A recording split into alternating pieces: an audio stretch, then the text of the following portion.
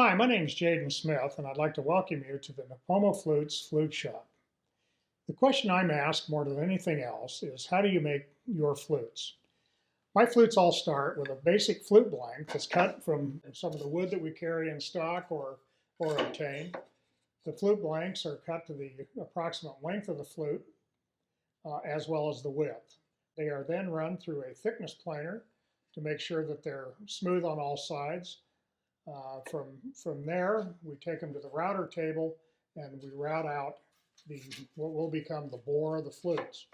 All of my flutes are what's known as a split bore design. In other words, half the bore diameter is cut into each side, and then the flute will be joined, complete the full bore diameter. Once those are routed, I also generally will route a little space here on the top, which is where the fetish or the bird is going to go, and ultimately the sound holes will be cut as well. Once those sound holes are cut, I put the blanks together, inserting a hardwood dowel between the sound holes and between the blanks so that it effectively will separate the two chambers of the flute. Once that's put together like that, the flute is glued and set aside for at least 24 hours so that the glue can cure.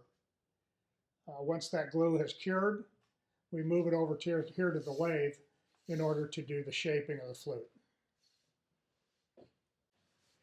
Once the flute blank is glued together, it's brought over here to the lathe where it's mounted on these specially designed lathe heads for flutes. You'll notice that these lathe heads are stepped down so that the flute, depending on the diameter of the bore, will fit comfortably onto the lathe head and will not crack the body of the flute. Once on the lathe, it's turned, shaped, sanded, and then it's ready to go to finish.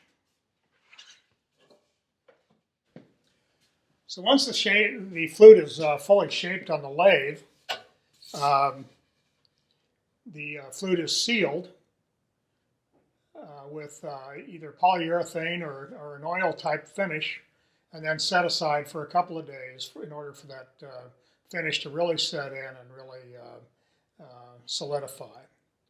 Once that is done, then we're ready to tune the flute. And in order to tune the flute, we need to make the bird or the fetish that's going to accompany this particular flute.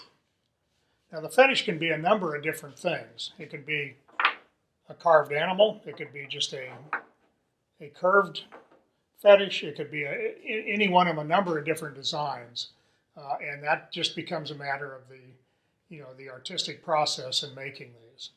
But one thing I always try to do on my fetishes is to have a little wing wall on the front of it because I do think it makes the flute sound better when played.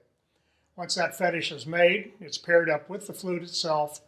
The fetish is then sealed and set aside for a day. Once that is dried, the flute is now ready to be tuned. Once the flute is finished and the fetish is installed on the flute itself, it's time to tune the flute.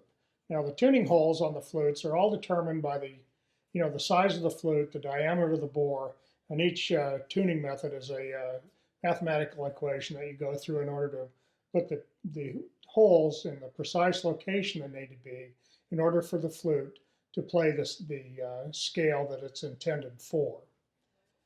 Once we tune a flute, the flute is completely resealed again and we leave it for at least 24 hours. Once that process is done, we tune it again, we leave it for 24 hours, and we tune it a third time and leave it for 24 hours just so that we can ensure that the flute is in the best tune possible for that particular instrument. I think that'll pretty well conclude the tour. I appreciate your interest in Nipomo flutes. Thank you.